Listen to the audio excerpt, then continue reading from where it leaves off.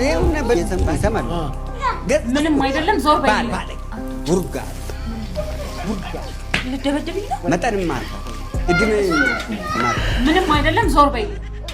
ፍዳ በሳሱ አንተ ባለጌ ነገር ዳደል ባለጌ ተገደለው አሳዳጊ ይበደል ከአቲ ጋር ነው በሳመቀ ቀልማት መግረፍ እንደውም እንከፍ በራስ ማትተማመን ከንቱ ትውልድ ብዬ ምንድን ነው የምትይው? ዞር በይ።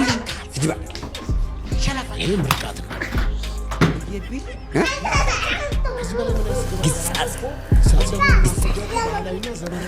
እያሰብኩት የምሰራውን ቪዲዮ ራሱ በቃ ማውራት አቃተኝ በእውነት። እኔ ያው እንደዚህ ፖለቲካዊ ወሬ ምናምን ብዙም የሚመቸኝ ሰው አይደለሁም፣ ግን የዚህ ሰውዬ ንግግር ሁልጊዜም በቃ እንደ ቁም ነገር ሁሉ አልቆጥረውም። አንዳንድ ሰው አለ አይደለ የሆነ ሲያወራ የሆነ ኮሜዲያን የሚመስላችሁ። እውነት እኔ ከኢትዮጵያ ውስጥ አሉ ከሚባሉ ኮሜዲያን የእሱ ንግግር ያስቀኛል። ቁም ነገር እያወራ ከኮሜዲያኖቹ በተለየ ነው የሚያዝናናኝና እስኪ ይህንን ቪዲዮ አብረን እያየን ፈታ እንበልበት። ስምንት ሴት እንደወለደለት በዚች በአራት ኢትዮጵያ በቆየ 4 ዓመት ውስጥ እኮ 4 ሴቶችን ጉድ ሰርተዋል። ለምሳሌ ቡና የምታፈላ ሴትን እኮ ቡና እንኳን ከምታፈላ ላይ አስነስቶ እኮ አስወልዷት የከዳ ሰው እኮ ከባድ እኮ ነው እሱ ያደረሰብን ጉዳት። ሀገራችን ውደት ውስጥ ነው ጥሎብን ሄደ። 28 ባህላዊ አርጎት ሰው ነው ከአቶ ጀዋር መሐመድ የወለዱ የሀገራችን ጣቢቡ ሰለሞን እኮ ነው።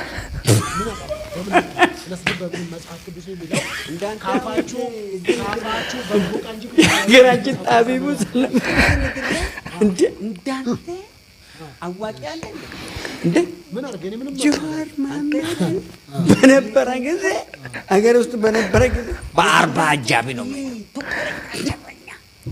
ጀዋር መሐመድ በነበረ ጊዜ ቦሌ በምኖርበት ዘመን በቀን 5-6 ሙክት ፍየል ሙክት ነው የሚታረደው።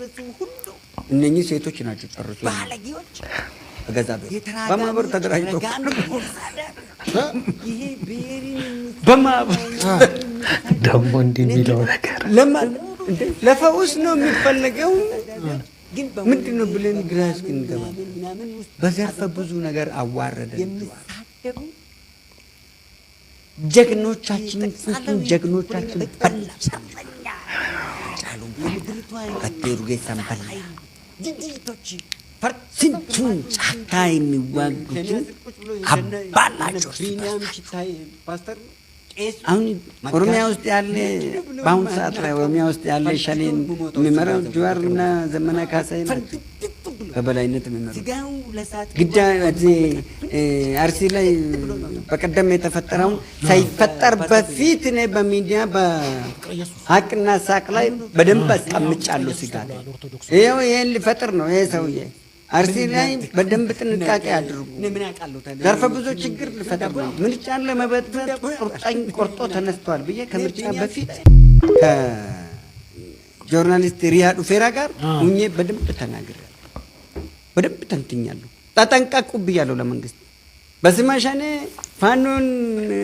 ፋኖና ሸኔ አንድነት ፈጥረው አሳደዋል። ግዳ አያና ላይ የተፈጠረውን ወደዛ ሊፈጽም ነው። ሂዱ ጠብቁ ብያለሁ። አርሲ ላይ የፈጸመውን ነገር ቀጥታ መንግስት ነው ሙስሊም ነው የሚለውን አማርኛ ማንም ሰው አይመለከተው። ቀለም ቤተክርስቲያን ላይ ልሙጥ ቀለም አትቀቡ፣ አረንጓዴ ቢጫ ቀይ ልሙጥ አንፈልግም፣ የቤተክርስቲያን ቀለም አይደለም ብሎ ህዝብ ድሮም ጥያቄ አለው። ነገር ግን ምርጫ ዋዜማን ጠብቆ ኢህአፓና ጀዋር ከነሊነቱ ጋር ተነጋግሮ ቀለሙን ቀቡት። ቤተክርስቲያኑ ቀለም ማደስ ጀመረ። ቀለም አንሱልኝ ብሎ ህዝቡ ለመነ። ቀለሙ ላይ ክርክር ነው፣ ጭቅጭቅ ነው። ቀለም አትቀቡ አንፈልግም ከተባለ ቀለም አለመቀባት ነው የሚቀላው ወይስ በእልክ ምን አገባችሁ ብለ መቀባት ነው የሚቀላው? ፋኖ ተሰብስቦ እዛ መሄድ ማለት ምን ማለት ነው? አርሲ ውስጥ ፋኖ ተሰብስቦ እዛ ሲጋጠም ከሸኔ ጋር ሆኖ መከላከያን ልዩ ኃይልን አይተ ከሆነ ያን ጀግና የበሉብን ከምን አንጻር ይመስላል? ለምን ይመስላል መከላከያ ዋጋ የሚከፍለው? የማን እጅ ይመስላል? እኔ በአገር ሰላም ከተማ ውስጥ ቦቲ አርጌ ቱታ ለብሼ ከብት ውስጥ ነው የምውለው። ከብት የወተት ላሞች ከብቶች አሉ፣ የስጋ ከብቶች አሉ። በዚህ አጋጣሚ አደራ ጋብዣለሁ። ፕሮሞሽንም ስራለኝ እንስራ።